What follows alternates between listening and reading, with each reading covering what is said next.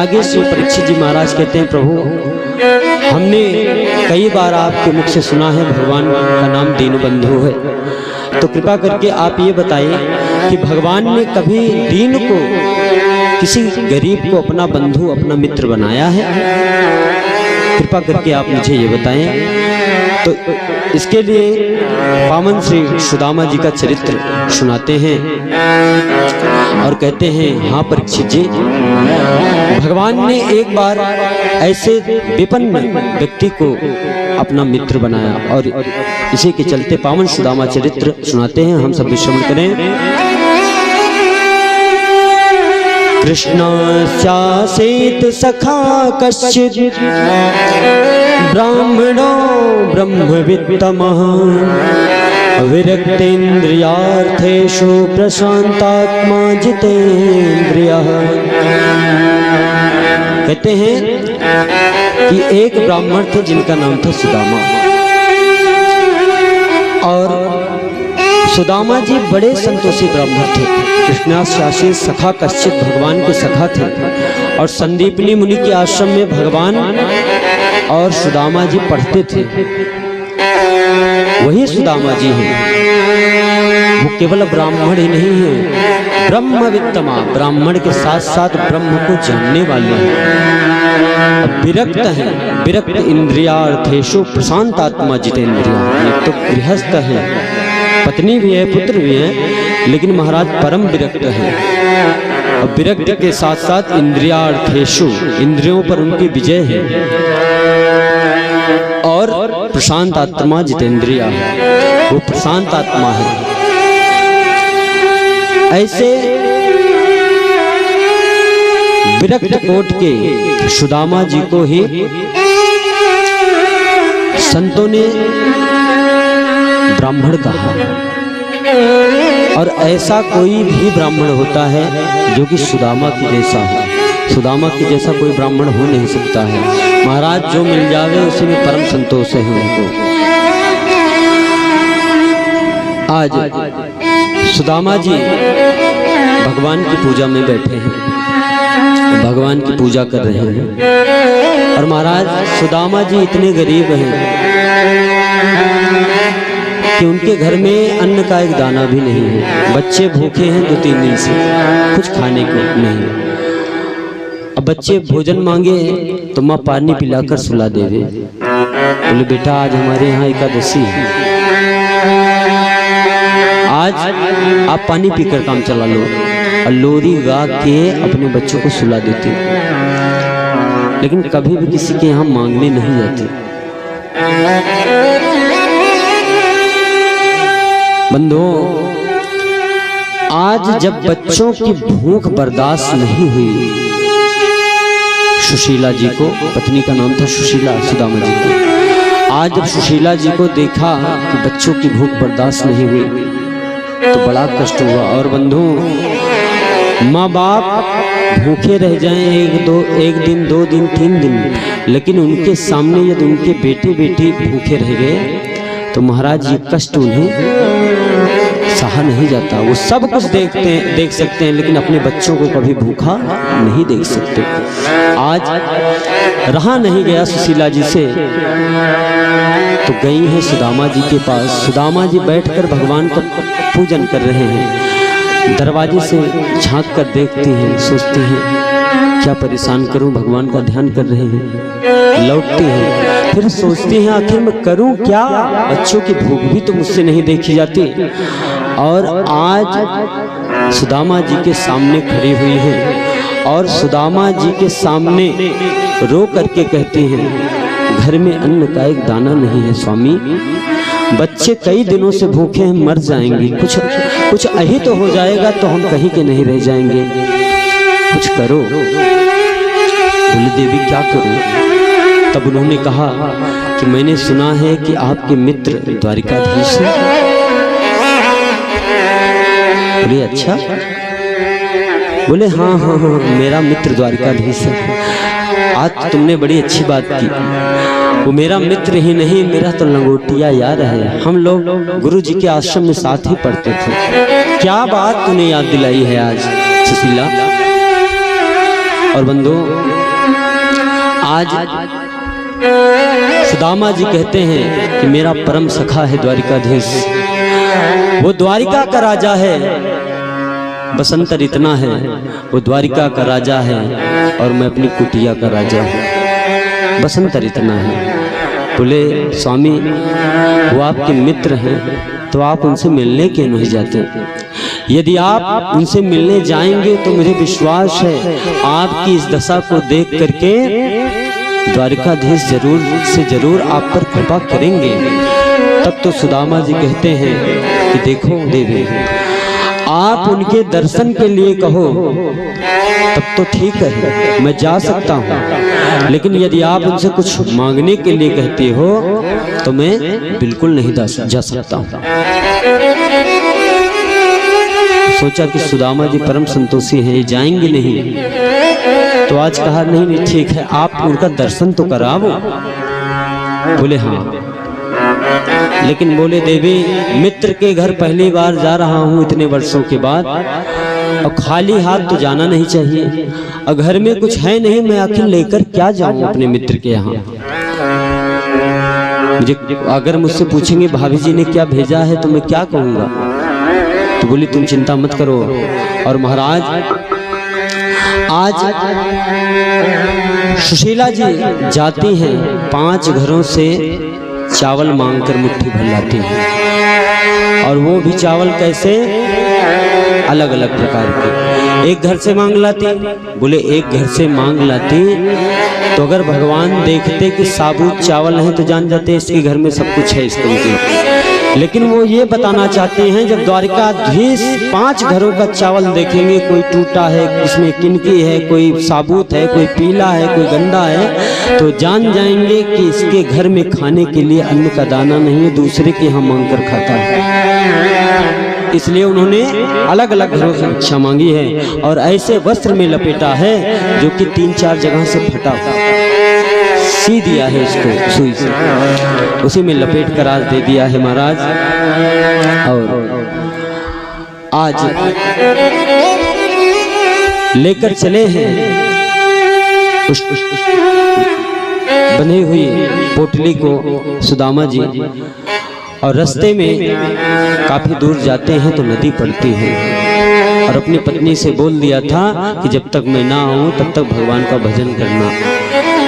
लेकर जाते हैं रास्ते में, तो रास्ते में नदी पड़ती है, कोई था नहीं नदी पार कैसे करें, तो भगवान ही केवट के रूप में आते हैं और सुदामा जी आवाज लगाते हैं, भैया कोई अगर होए हमें पार करने वालों तो हमें पार कर दो।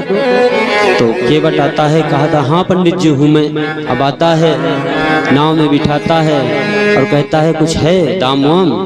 तो बोले भैया ऐसा है हमारे पास तो पैसा वैसा नहीं है, तुमको ले जाना हो तो जाओ, नहीं तो उतार दो, हमको नहीं जाना। जाके गर्ज कहेगी वह हमको ले जाएगा।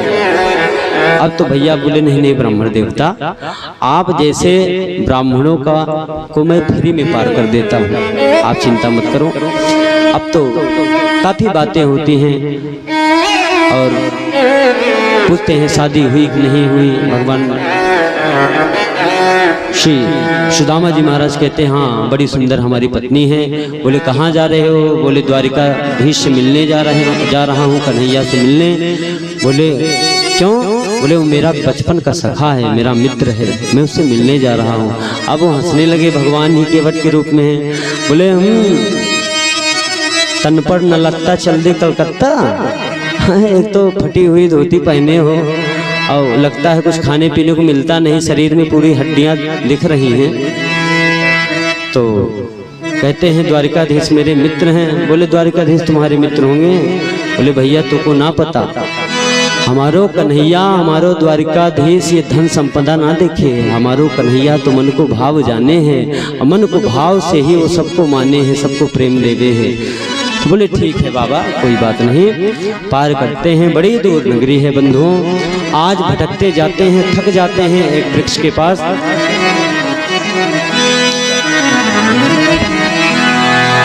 आज चलते हैं सुदामा जी, तो कहते हैं हमें रास्तों की जरूरत नहीं है हमें तेरे पैरों के निशान मिल गए हैं। हमें रास्तों की जरूरत नहीं है हमें तेरे पैरों के निशान मिल गए हैं। हमें रास्तों की जरूरत नहीं है हमें तेरे पैरों के शामिल गए हमें रास्तों की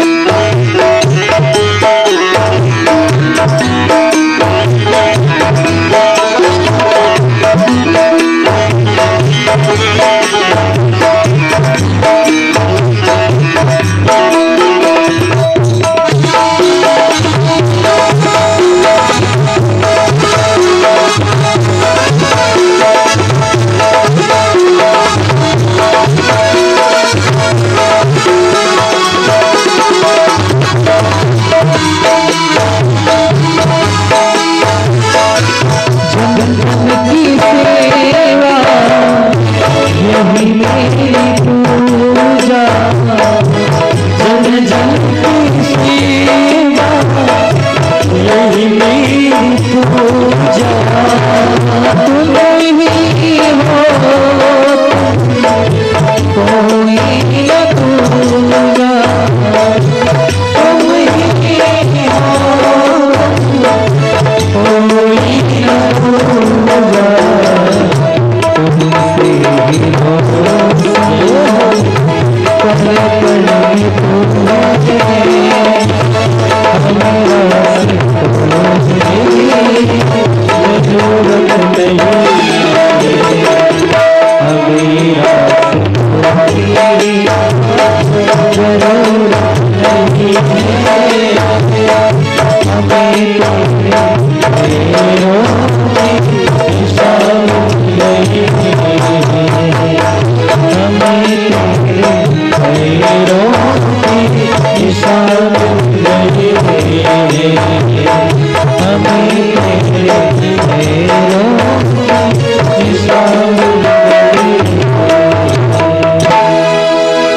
बोले द्वारिकाधीश भगवान की। अब तो महाराज थक जाते हैं, एक वृक्ष के नीचे विश्राम करते हैं। बोले अब मुझसे न चले जाओ, अब द्वारिकाधीश की गर्ज होवे तो मुँह को लेकर जाएं, अब तो मैं ही विश्राम करूंगा। अब तो महाराज वहीं विश्राम करते हैं और भगवान द्वारिकाधीश का चमत्कार ऐसा कि सोए थे कहाँ और पहुंच गए द्वारिका।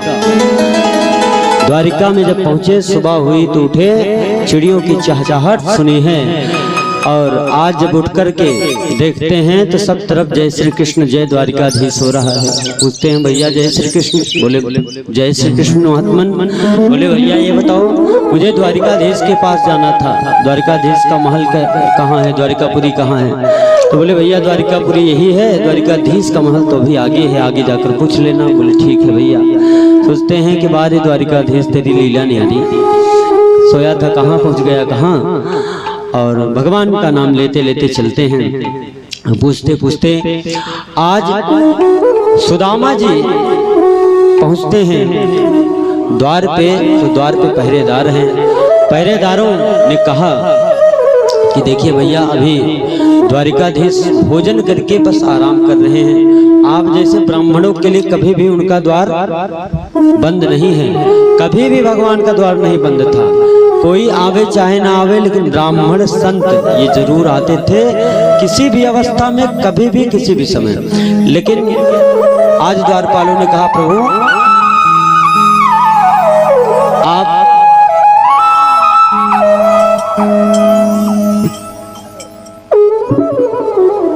और भैया ललित यादव, आदरणीय भैया ललित यादव जी की तरफ से 501 रुपए का अनुराग भगवान के चरणों में प्राप्त हुआ है। जोरदार तालियों के साथ इनका उत्साहवर्धन करें। बोले द्वारिकाधीश भगवान की जय। और भैया आज सबसे पूछा है कि द्वारिकाधीश को बुला दो, मैं द्वारिकाधीश के बचपन का मित्र हूँ, और उनसे कह दो कि मैं उनके बचपन का सखा सुदामा मिलने आया हूँ। और किस प्रकार से कहते हैं, कोई घनश्याम से कह दो तुम्हारा यार आया है, तुम्हारा यार आया है। कोई घनश्याम से कह दो तुम्हारा यार आया है, तुम्हारा यार आया है। कोई घनश्याम से कह दो तुम्हारा यार आया है, तुम्हारा यार आया है। कोई घनश्याम से कह दो तुम्हारा यार आया है, सुदामा यार आया है।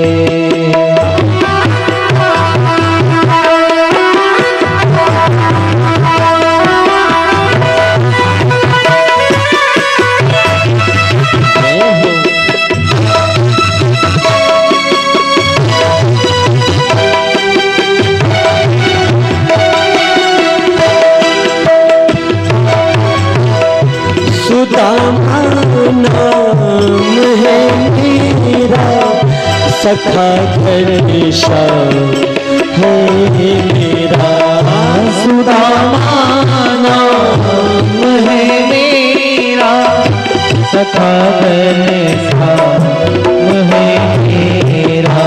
ओ सुदामा नाम है मेरा, सखा घनश्याम है मेरा, सुदामा नाम है मेरा, सखा घनश्याम है मेरा। घबराना मत, जाकर के सीधे द्वारिकाधीश से बता दो। न घबराओ कहो जाकर, दिया है द्वार पर तेरा। न घबराओ कहो जाकर, दिया है द्वार पर तेरा। रहे साथ में कुछ दिन, रहे साथ में कुछ दिन, वही अधिकार लाया है, सुदामा याद आया है। शाम से कहे तो तुम्हारा यार आया है, तुम्हारा यार आया है।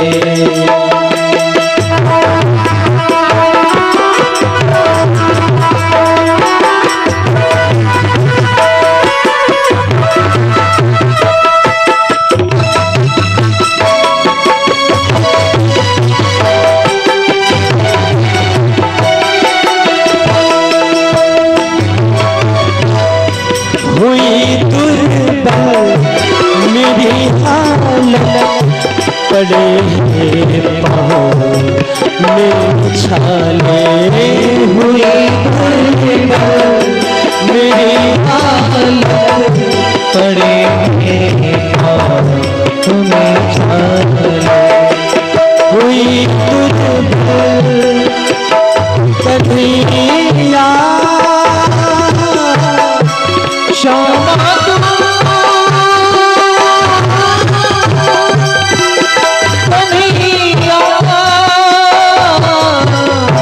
कन्हैया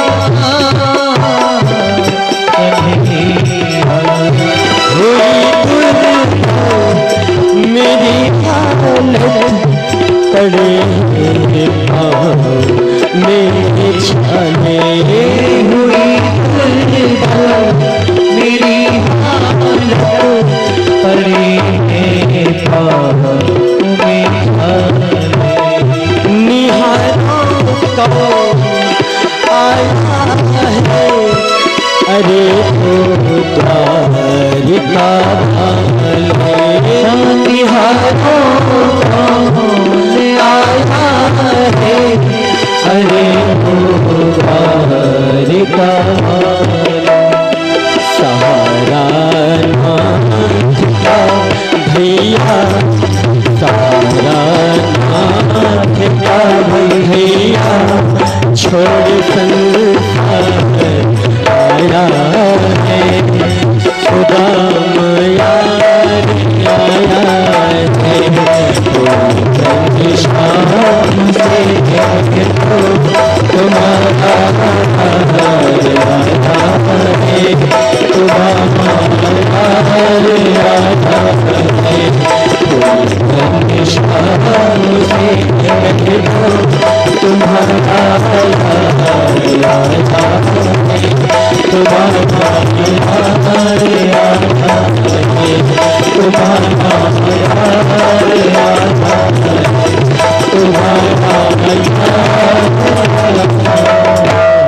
बोले सुदामा जी महाराज की जय, बोले द्वारिकाधीश भगवान की जय। अब तो महाराज जब ऐसा कहा है तो भगवान के सेनापति आ रहे थे, उन्होंने देखा कि कोई ब्राह्मण आया है, जाकर के भगवान को संदेश दिया है कि महाराज एक ब्राह्मण आया है, न तन पे वस्त्र है न शीश पे कोई पगड़ी है, और महाराज सुदामा चरित्र में श्री नरोत्तम दास जी कितना बढ़िया लिखते हैं। शेष पगान झगा तन में, सेनापति बता रहा है भगवान से उस ब्राह्मण का हाल कैसा है। शेष पगान झगा तन में, प्रभु जान को आहि बसे के ग्रामा। धोती फटे सिलटे दुपटे, और पायो पानह की नहीं शामा। द्वार खड़ो दुज दुर्बले को, रहो चकिसो वसुधा भेरामा। पूछत दीन दयाल को नाम, बतावत आपन नाम सुदामा। और महाराज जैसे ही द्वारकाधीश भगवान ने सुना सुदामा, अब तो महाराज भगवान अपने सिंहासन को छोड़कर दौड़े हैं। भगवान ने आज अपने पैरों में पादुका भी नहीं धारण की है, सीढ़ियों से दौड़कर आज भगवान जाते हैं। भगवान इतनी जोर से दौड़े हैं, कहीं गिर रहे हैं, कहीं उठ रहे हैं, कहीं दासियों से लटके जाते हैं और कहते हैं हाय मेरे मित्र सुदामा, हाय मेरे मित्र सुदामा। आज कई महल के फाटकों को पार करते हुए भगवान बढ़े हैं, अपने महल के द्वार पर पहुंचते हैं तो वहां देखते हैं उनका मित्र सुदामा नहीं है। द्वारपालों से पूछते हैं मेरा मित्र कहाँ गया? तो बोले महाराज यही खड़े थे, पता नहीं मन में क्या आया कि चले गए। तो द्वारिकाधीश ने सोचा कि मेरा मित्र सुदामा कहाँ चला गया, और भगवान सुदामा जी इसलिए चले गए थे कि ज्यादा समय जब देखा तो सोचने लगे कि द्वारिकाधीश है, लोग इन्हें इतना सत्कार देते हैं और मैं ब्राह्मण गरीब, तन पे शुद्ध वस्त्र नहीं, कहीं ऐसा ना हो कि द्वारिकावासी भगवान के ऊपर आक्षेप करे, भगवान का अपमान करे कि बताओ भगवान का ऐसा मित्र है, इतना गरीब भगवान का मित्र है। यही सोचकर सुदामा जी लौट गए थे। भगवान दौड़े हैं आज पूरे द्वारिकापुरी की गलियों में, सुदामा सुदामा चिल्ला रहे हैं महाराज। जैसे ही पीछे से देखा एक लंबी सी चोटी है, फटी धोती पहने हुए हैं, सुदामा को पुकारा है सुदामा मेरे मित्र। और जैसे भगवान द्वारिकाधीश की आवाज को आज सुदामा ने सुना महाराज, आज पलट कर देखा है सुदामा जी ने, और जैसे ही सुदामा जी ने द्वारिकाधीश को देखा है महाराज, दोनों आज दौड़ पड़े हैं। दौड़ करके दोनों ने एक दूसरे को अपनी बाहों में भर लिया, अंक में आज दोनों खूब रो रहे हैं लिपटकर। और भगवान कहते हैं मेरे मित्र सुदामा, मेरे सखा सुदामा, तू इतने दिनों तक कहाँ रहा मेरे मित्र? और सुदामा भी कहते हैं मेरे कन्हैया, मेरे गोपाल, मेरे सखा, मेरे मित्र, दोनों आपस में फूट फूट कर रोते हैं महाराज। आज ये दृश्य पूरी द्वारिकावासी देख रहे हैं और आज जय जयकार करते हैं सुदामा जी के। वाह सुदामा जी, आपका भाग्य कितना तेज है, आप कितने भाग्यशाली हैं जो कि आप भगवान द्वारिकाधीश के मित्र हैं। और द्वारिकाधीश की भी जय जयकार करते हैं कि वाह रे द्वारिकाधीश, वाह रे प्रभु, कोई मालिक हो तो तुझ जैसा, जिसने एक गरीब को ऐसे विपन्न को अपना मित्र बनाया। बंधुओं आज भगवान सादर पूर्वक लाते हैं अपने महल में। दासी दासियां जितने थे, रानियां, सब लोग आरती का थाल सजा करके सुदामा जी के लिए के स्वागत में आज खड़े हैं। दिव्य स्वागत हुआ है और भगवान ले जाकर सीधे अपने सिंहासन पर सुदामा जी को बिठाते हैं। और बंधुओं आज सुदामा जी के चरणों का प्रक्षालन करने के लिए, उनके पैरों को धोने के लिए आज आदेश दिया है कि पानी का परात मंगाओ। मैं स्वयं आज अपने सखा, अपने परम मित्र सुदामा के चरणों का प्रक्षालन करूंगा। और महाराज रुक्मिणी जी गई हैं, दौड़ी दौड़ी पानी का परात लाया है। और गोविंद आज जब चरण धोने के लिए बैठते हैं सुदामा जी के, तो बंधुओं कहते हैं सुदामा जी कि जब पैरों में देखते हैं बंधुओं तो कांटे चुभे हुए हैं, घाव हुआ है उनके पैरों में, ऐसे विकट रास्तों से आ रहे हैं। आज तो बंधुओं द्वारिकाधीश भगवान खूब रोए हैं। देख सुदामा की दीन दशा, करुणा करके करुणा निधे रोए, और पानी परात को हाथ छुयो नहीं, नैनन के जल सो पग धोए। हाय महादुख पायो सखा, तुम जाईते किते दिन खोए, पानी परात को हाथ छुयो नहीं, नैनन के जल सो पग धोए। आज द्वारिकाधीश जी ने परात के पानी को छुआ नहीं। आज भगवान सुदामा जी के चरणों को देखकर इतना रो रहे हैं बंधुओं कि उनके आंखों से अश्रुबिंदु इतने गिर रहे हैं कि आज अपने अश्रुबिंदुओं से ही सुदामा जी के पैरों का प्रक्षालन किया है। बहुत रो रहे हैं भगवान, और रो रो करके अपने पीताम्बर से आज सुदामा जी के चरणों को पोंछ रहे हैं, सुदामा जी के चरणों से लग जाते हैं। बहुत रोए हैं आज बंधु। इस प्रकार भगवान भी रोते हैं। सुदामा जी जब देखते हैं कि द्वारिकाधीश का ऐसा प्रेम है मेरे प्रति, द्वारिकाधीश का प्रेम देखकर सुदामा जी भी खूब रोते हैं। अब तो महाराज खूब बढ़िया से सत्कार होता है। सुदामा जी को स्नान के लिए भेजा जाता है। दिव्य रूप से स्नान करवाती हैं दासियां उन्हें, बढ़िया से चंदन कुमकुम केसर दूध आदि से मधु से स्नान करवाते हैं।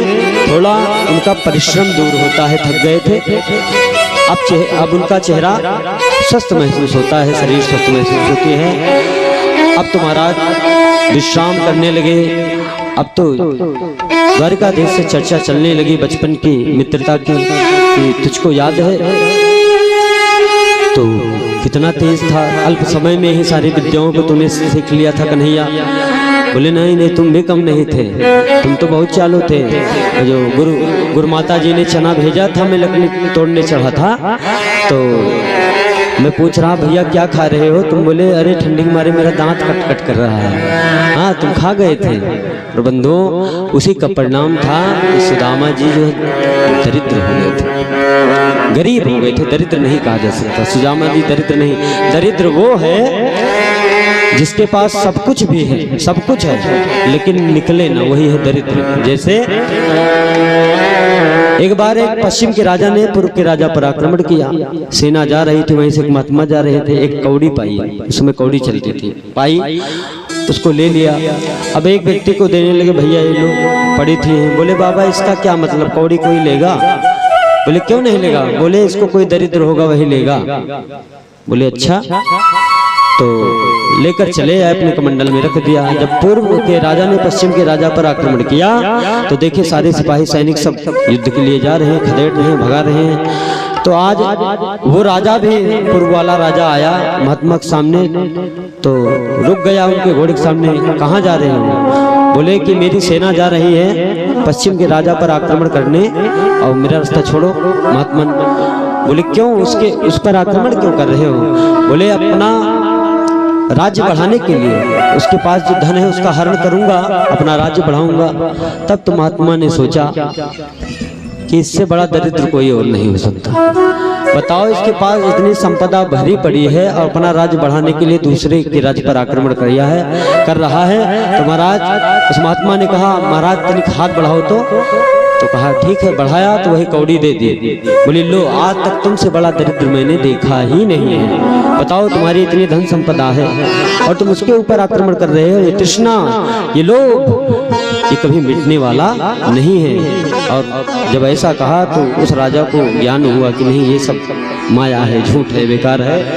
अब तो बंधु उसी प्रकार से कोई अरबपति है लेकिन उसको दान करने की इच्छा ना हो और उसको बस तृष्णा ही हो, क्या मिल जाए क्या ले ले, में वही दरिद्र है। और एक गरीब व्यक्ति भी है, यदि उसे संतोष है तो वो जो है दरिद्र नहीं है, गरीब भले हो सकता है। तो बंधु आज भगवान द्वारकाधीश से, भगवान द्वारकाधीश सुदामा से विभिन्न प्रकार की बचपन की यादें बतलाते हैं। और आज सुदामा जी से कहते हैं सबके सामने, कहते हैं ये बताओ भाभी जी कैसी हैं? शादी वादी तो हो गई है? बोले हाँ हो गई है। जैसे मेरी पत्नी है वैसे वाको नाम है सुशीला, वैसे उसकी गुण भी है, सुशील है। तो बोले तुम्हारी? बोले हमारी तो गिनती नहीं कितनी है। हाँ तो कहने एक दो हो तो बताओ, मेरी तो बहुत है। बोले बारे भैया हम एक में परेशान है, तुम तो इतनी कर लिए। बारे कन्हैया तेरी लीला न्यारी। अब तो महाराज द्वारकाधीश कहने लगे कि ये बताओ जब आने लगे तो भाभी जी ने कुछ ना कुछ तो दिया होगा आपको? तो बोले कि नहीं कन्हैया कुछ तो नहीं है, लेकिन भगवान तो जान रहे हैं यहाँ कहाँ के नीचे दबाए हैं। बोले ये क्या हाथ में कुछ हुआ है? बोले नहीं कुछ तो नहीं, बस ऐसे। भगवान ने कहा नहीं कुछ तो छुपाए हो? बोले नहीं कन्हैया कुछ नहीं। अब संकोच कर रहे क्या मैं महाराज को दूर द्वारकाधीश से? और महाराज जैसे भगवान ने जबरदस्ती हाथ पकड़ा है और पोटली को खोला है तो देखते हैं कि भाभी जी ने तो वही 5 घरों के चावल भेजे हैं। और आज जैसे ही भगवान ने देखा है भाभी ने मेरे लिए चावल भेजा है, तुरंत भगवान जान गए कि मेरे मित्र के घर में कुछ खाने को है नहीं। और आज भगवान कहते हैं कि एक माख 2 पाख में, एक मास में 2 पक्ष होते हैं जिसमें 2 एकादशी। एक मास 2 पाख में 2 एकादशी होए, और तेरे घर पे भाभी जी अब नित्य द्वादशी होए। अब तो नित्य ही द्वादशी रहेगा, अब एकादशी नहीं रहना पड़ेगा, ऐसा कहा है। और बंधुओं भगवान ने एक मुट्ठी जैसे फांकी है, संपूर्ण तिलोकी सबको दे दिया है। कहीं कहीं 3 मुट्ठी, कहीं कहीं 2 मुट्ठी आता है। एक मुट्ठी में भगवान ने संपूर्ण तिलोकी का राज्य दे दिया है। और जैसे दूसरी मुट्ठी खाने चले हैं तैसे रुक्मिणी जी ने इशारा कर दिया। अब ऐसा इशारा क्यों किया? इशारे में कोई जान नहीं रहा है, रुक्मिणी जी भगवान द्वारकाधीश दोनों आपस में समझ रहे हैं। इशारा क्यों किया? क्योंकि मानो ये कह रही हैं कि प्रभु एक तो सब कुछ आपने दे दिया है, अब मैं ही बची हूँ, अगर इसको खा लेंगे तो मैं भी चली जाऊंगी नहीं बाबा साहब, इसलिए आप मत खाओ। दूसरा भाव कहती हैं प्रभु कच्चे चावल हैं, आप खाएंगे इतना पेट खराब जाएगा, थोड़ा हमें भी दे दो। तीसरी बात, तीसरा भाव कि प्रभु ये ब्राह्मण के घर का प्रसाद है और आप अकेले अकेले खा जाएंगे, हम लोग इतनी है, कम से कम थोड़ा थोड़ा हमको भी तो मिलना चाहिए।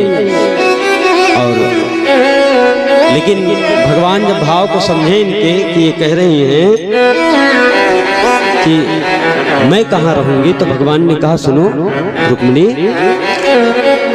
ये ब्राह्मण का ही प्रसाद है जो तुम आज मेरी रानी बनी हो, नहीं तो मेरी दासी बनने के भी लायक नहीं थी तुम। हाँ, न ब्राह्मण देवता अपनी जान पर खिल कर जाते पत्र लेकर, प्रेम पत्र, न तुम आती, इसलिए ब्राह्मण का ही हाथ है। तो मैं चाहे जो दूं इसको सब दे दूंगा, आज खुद को अपने आप को दे दूंगा।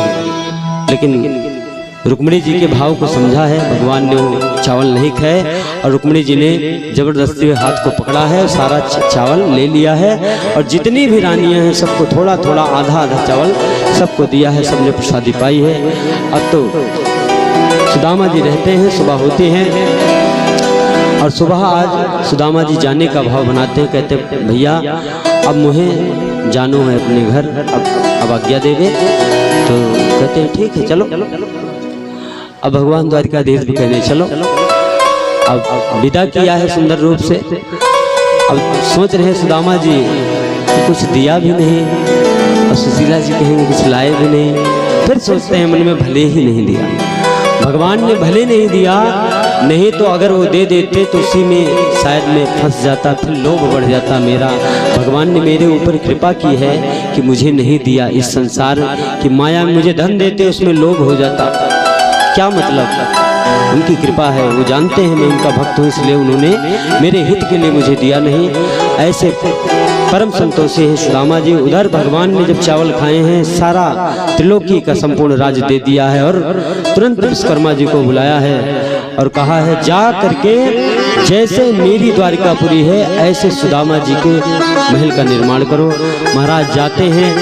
आज विश्वकर्मा जी सुशीला जी के पास प्रकट होते हैं, कहते हैं द्वारिकाधीश ने भेजा है, ऐसी ऐसी बात है। बोले देखो मेरे घर का निर्माण ना करो, ठीक है, लेकिन पहले जो मेरे पास पड़ोस वाले हैं इन सबका घर मुझसे पहले बनना चाहिए, तब मेरा घर बने। बोले क्यों? बोले क्योंकि प्रभु जब मेरे पास खाने को नहीं रहता था तो मेरा पड़ोसी है मुझे पूछने आता था, तो इनकी कृपा है और मैं इनकी कृपा भूल नहीं सकती, इसलिए मेरा घर बाद में बने लेकिन मेरे पड़ोसियों का पहले बने। और आजकल पड़ोसी देखे जुड़ाता आदमी, हाँ, कि हमसे कब आगे, अरे इनका बेटा पढ़ लिख के इतना आगे निकल गया, अरे ये मच्छर जो अंदर का होता है ना, जब काटता है तो आदमी चैन नहीं पड़ता, मच्छर। तो बंधु जलन इतनी होती है आदमी की कि ईर्ष्या तो करता है लेकिन ईर्ष्या के कारण खुद परेशान हो जाता है। कभी ब्लड प्रेशर हाई होता है, कभी पीलिया रोग हो जाता है, कभी क्या, वो खुद करेगा ईर्ष्या दूसरे से लेकिन हो जाएगी दिक्कत उसे, इसलिए किसी से ईर्ष्या नहीं। अरे पड़ोसी है, प्रेम से रहोगे तो तुम्हारे सुख दुख में तुम्हारा साथ देगा, क्यों जलते हो किसी को देखकर। तो बंधुओं आज सुदामा जी के दिव्य पुरी का निर्माण हुआ है। सबका महल वैसे बना है जैसे सुदामा जी का बना है, दिव्य महल बना है। और लक्ष्मी जी, रुक्मिणी जी लक्ष्मी जी के रूप में प्रकट होकर सुशीला जी को यौवन रूप प्रदान करती हैं, सुंदर स्त्री का वेश बनाती हैं। और इधर सुदामा जी चलते हैं तो देखते हैं जहाँ मेरी कुटी है वहाँ तो महल खड़ा है। अब आश्चर्य में पड़ गए, डर गए कि भाई मेरी कुटिया कहाँ गई, डर जाते।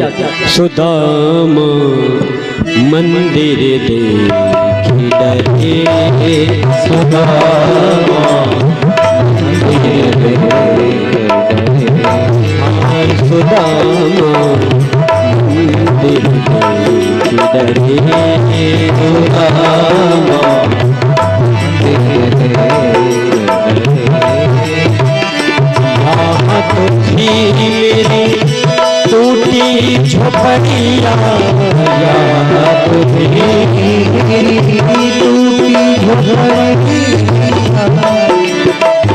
याद थी मेरी टूटी झोपड़िया, याद थी मेरी टूटी झोपड़िया, कंचन महल खड़े,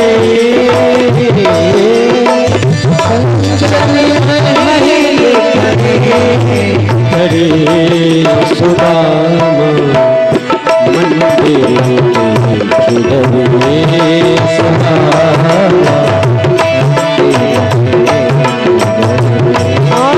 सुदामा मंदिर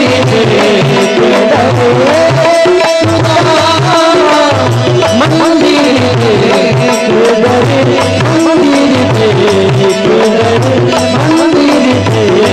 डरे, बोले द्वारिकाधीश भगवान की।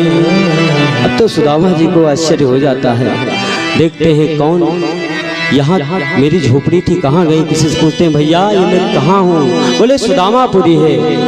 ब्राह्मण देवता बोले सुदामापुरी, बोले मैं ही सुदामा एक हूँ, सुदामापुरी। बात कुछ समझ में नहीं आई। बोले अच्छा बताओ सुदामा जी रहते कहाँ हैं? बोले द्वारिकाधीश के पास गए थे, अभी आए नहीं हैं, उन्हीं का ये महल है। अब तो जान गए कि ये द्वारिकाधीश की कृपा है। अब तो सुशीला जी दिव्य आरती लिए खड़ी हैं कि मेरे पति जी आते हुए, और सुंदर सा रूप है। जैसे ही आज आरती की थाल सजा करके सुदामा जी के सामने खड़ी होती हैं, अब नीचे से ऊपर देखते हैं तो पहचान नहीं पाते हैं। अब तो पूछते हैं देवी कौन? तो बोले मैं सुशीला। बोली सुशीला? बोले हाँ। तो बोले अरे सुशीला तेरे दो दो चुटीला, हाँ? अरे तू ऐसे कैसे हो गई भाई? बोले ये सब द्वारिकाधीश की कृपा है और माँ लक्ष्मी की कृपा है कि मुझे ये रूप प्राप्त हुआ है और आपकी कृपा है। बंधुओं ऐसा जब हुआ, भगवान ने कहा देख तेरे मन में कामना थी मुझे धन मिल जाए, तुझे मिल गया, लेकिन मुझे तो भगवान के चरणों की भक्ति चाहिए, तुझे मुबारक। अब मैं चलता हूँ भगवान की भक्ति करने। सुदामा जी जैसे बढ़े हैं तो आवाज आई है, रे सुदामा कहाँ जाते हो? मैं तो यही हूँ तुम्हारे पास, हर पल हर क्षण, कहीं मत जाओ, तुम्हारे साथी हूँ। सुदामा जी भगवान का आग्रह मानकर, उनकी आवाज मानकर रुकते हैं और सुंदर द्वारिकापुरी का निर्माण हुआ है। सुदामा जी सुखपूर्वक द्वारिकापुरी में रहते हैं। इस प्रकार श्री सुखदेव जी महाराज राजा परीक्षित से कहते हैं, राजन इस प्रकार भगवान ने एक गरीब को, एक विपन्न व्यक्ति को भी अपना मित्र बनाया है। इस लीला के माध्यम से भगवान की दीन बंधुत्व की लीला परिलक्षित होती है। बोले दीन बंधु सरकार की जय।